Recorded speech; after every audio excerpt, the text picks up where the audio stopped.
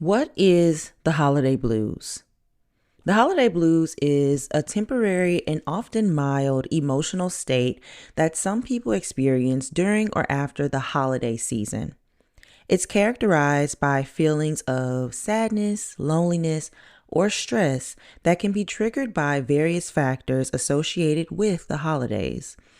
Now, there are many reasons why people might experience stress and sadness between Thanksgiving and New Year's Day, including a lack of sleep, lack of downtime, unrealistic and increased expectations, family stress, financial stress, isolation, and grief, and anxiety about the new year ahead. Fortunately, there are ways you can address these concerns and ensure that you are taking care of yourself during the holiday season.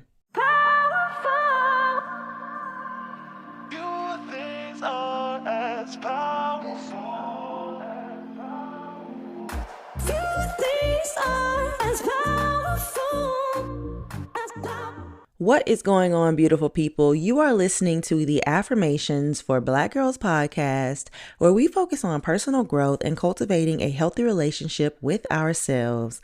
I am your host, Tyra, the creative actress, content creator, and mental health enthusiast, and we are at the final episode of 2023.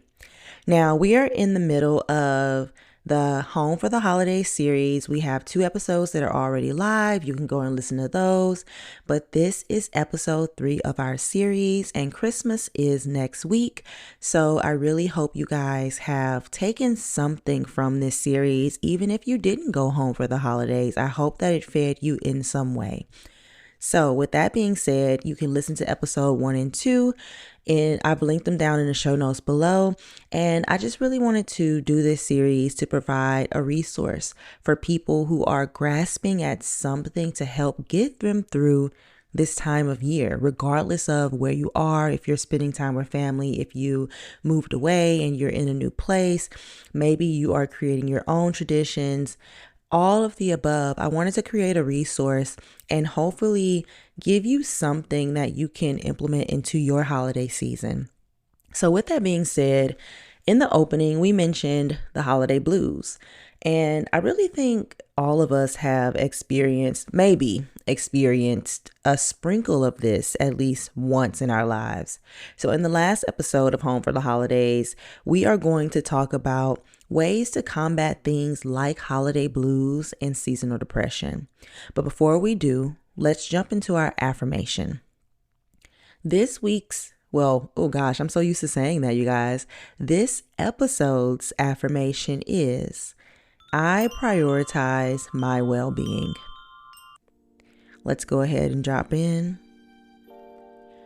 I prioritize my well-being. I prioritize my well-being. I prioritize my well-being.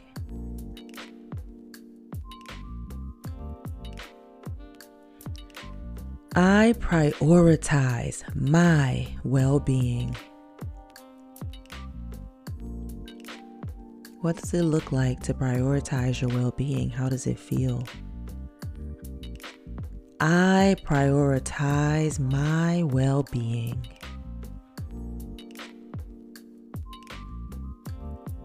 I prioritize my well-being. Let's truly drop in and see how that feels to prioritize our well-being, to say that we are going to prioritize our own well-being. What does that look like for you? Let's say it one last time together. I prioritize my well-being. I think this is a great affirmation to end 2023 with. And I just say that because this is the last episode that I'm going to record to go live in the year 2023, but we will pick up the podcast at the top of the year. We're not breaking like most other podcasts will be. So I'm glad that I chose this affirmation for our last episode, because this is something that will stick with you through the holiday season, and it's something that should be top of mind to start prioritizing yourself. And I really want to dive deep into what prioritization really is and what that can look like for us. But even during the holidays, I want you guys to know, well, this is what I think, self-care is the priority. But why? Because in order to show up fully for our loved ones during the holidays especially, we must first show up for ourselves. Now, this can look a lot of different ways and maybe can't be as extensive as it normally is for you. But one of my favorite ways to still practice self-care while I'm away from my safe space, which is my apartment in LA, is to practice indulging in micro self-care moments. Now, we will dive into this and more in this episode, so let's go ahead and get into it.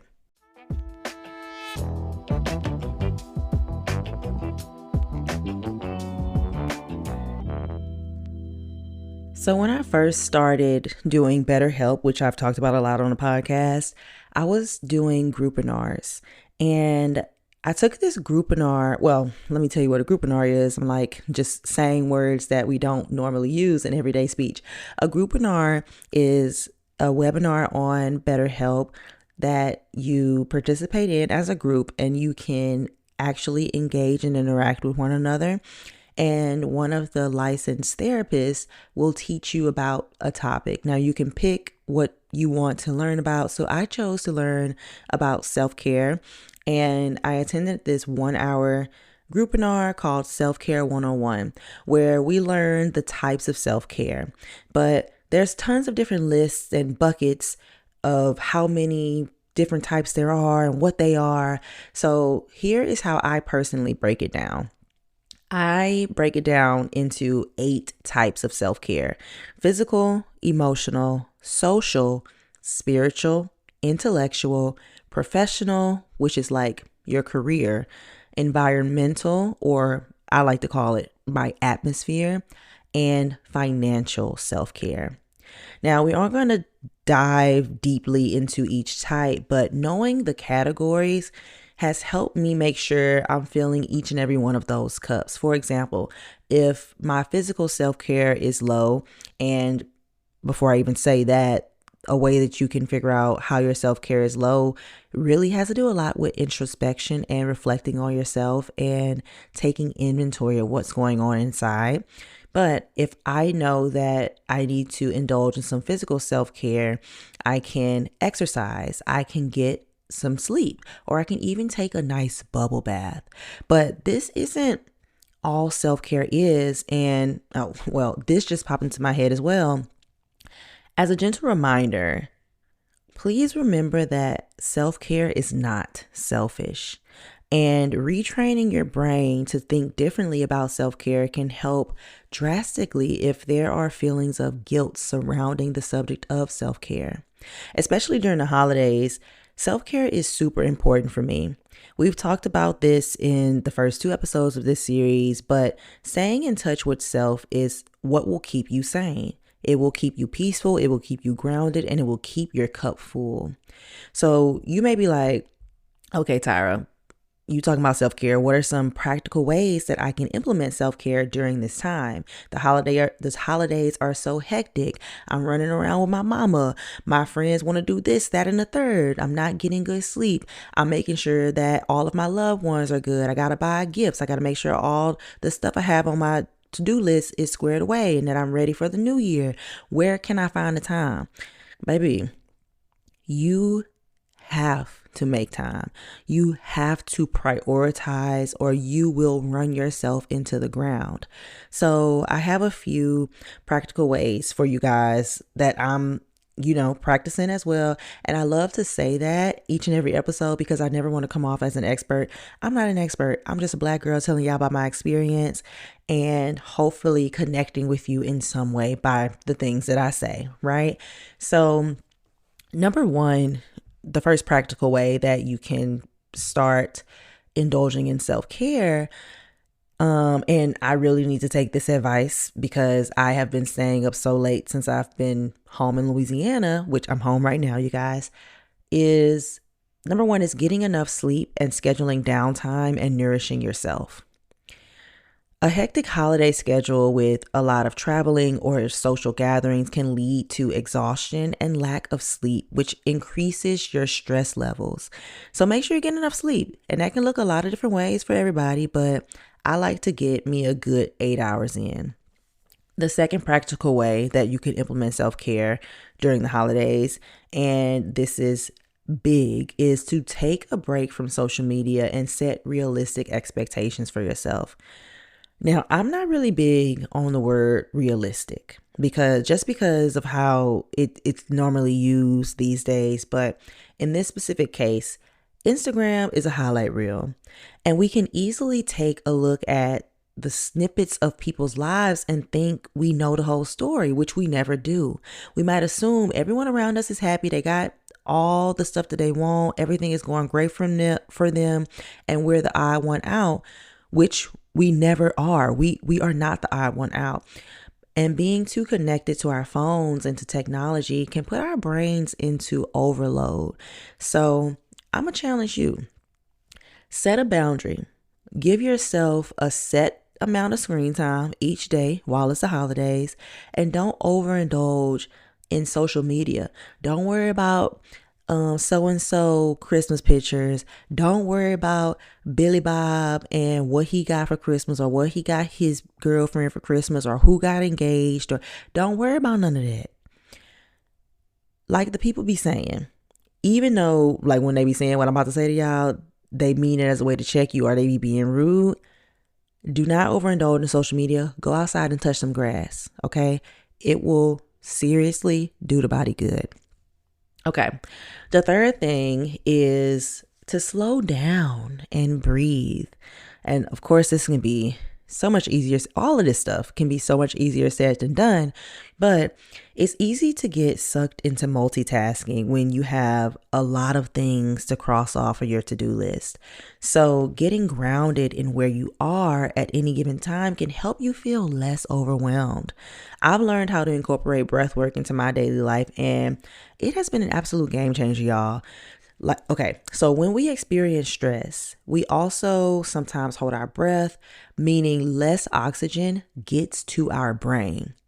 When you take the time to focus on your breathing and take some deep breaths, do 6 deep breaths, it sends signals to your nervous system that everything is okay, and it helps calm down any stressful feelings we're having at that moment.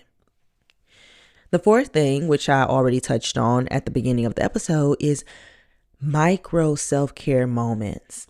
Now, we might not always feel like we have an hour, a day, 30 minutes sometimes. We feel like we don't have enough time to actually practice self-care, but break self-care into small manageable moments throughout the day.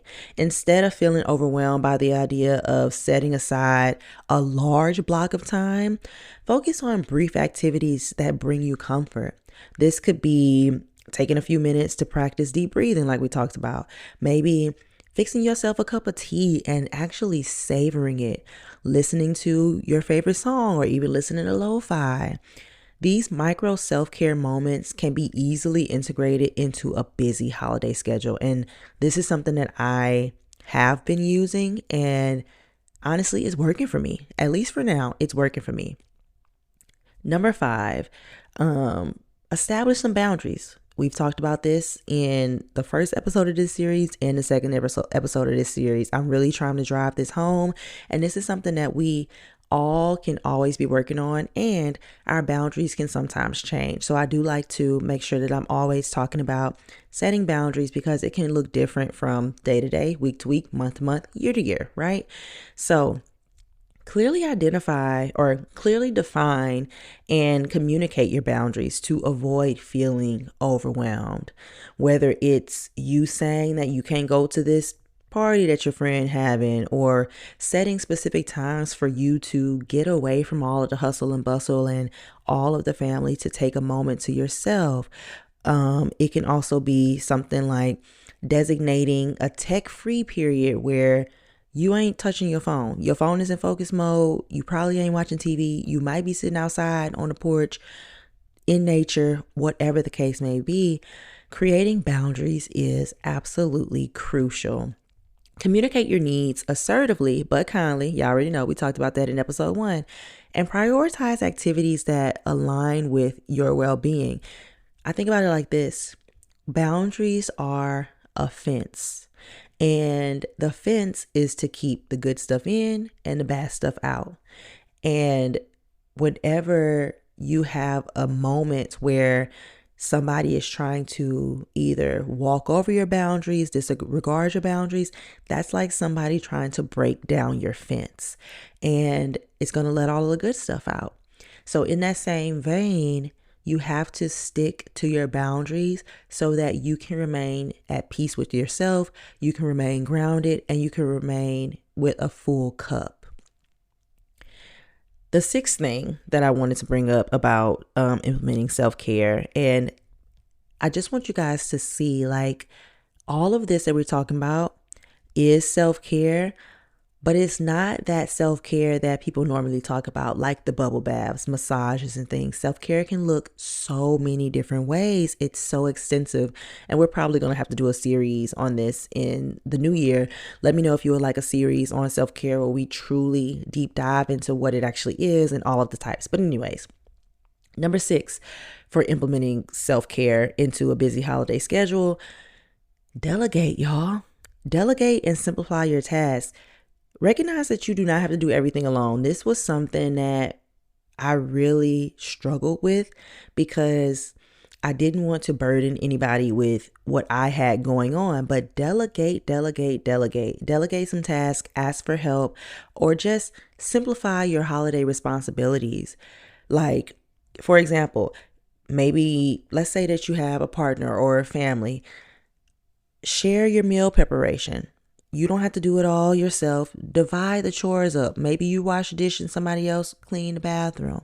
Or if you're having a holiday party or you want your house to look festive, maybe you simplify your holiday decorations. I know some people might be like, oh girl, no, I'm putting up all my decorations, but maybe you don't have time to do that this year.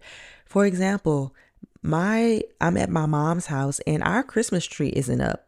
Now, Christmas is on Monday, but the tree isn't up because my mama simply did not have time to put it up, and she is perfectly fine with that. We have other Christmas decorations up, but the tree personally did not get up, and that's okay. We had to opt for simpler decorations so that we were not overwhelming ourselves. So, reducing the burden of all of these tasks that come along with the holiday season that are tacked on to the things that you already have to do can free up time for self-care. And I think that delegation in itself is an act of self-care, maybe emotional self-care or even physical self-care sometimes if you're talking about doing labor and things like that. But embrace the idea that the holidays can be enjoyable without excessive stress. The thing is, self-care is a personal and ongoing process. So finding small practical ways to integrate self-care into your routine can make a significant difference even during a busy holiday season.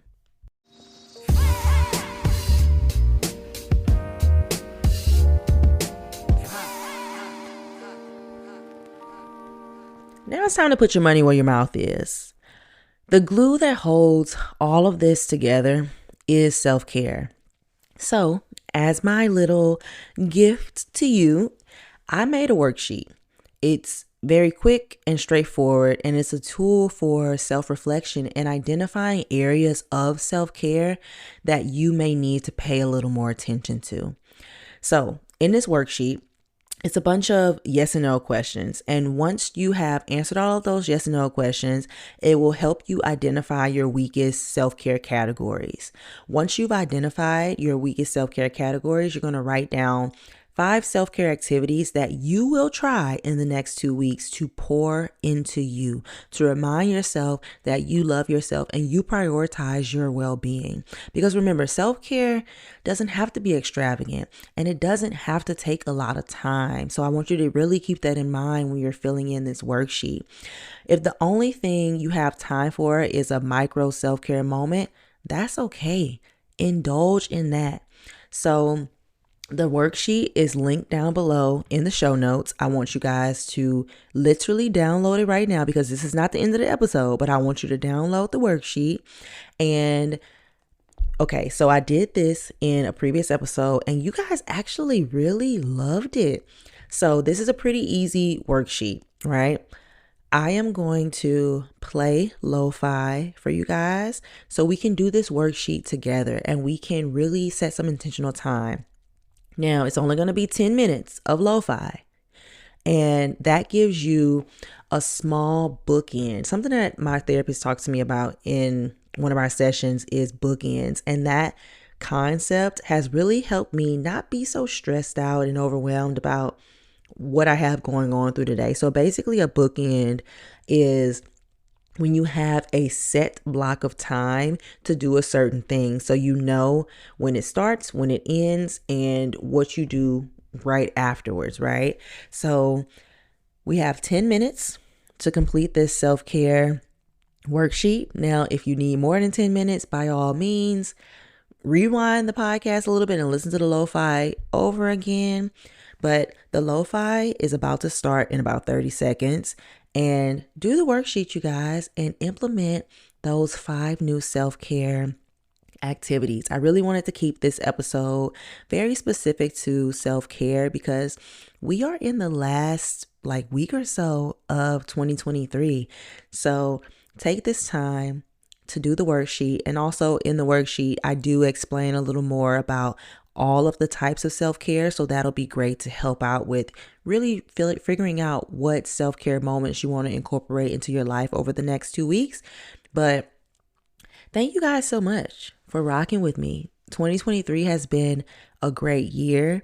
And if you want to continue this conversation via email or DM, let me know. Let me know what area of self-care you have to indulge in more. Let me know if you learned something.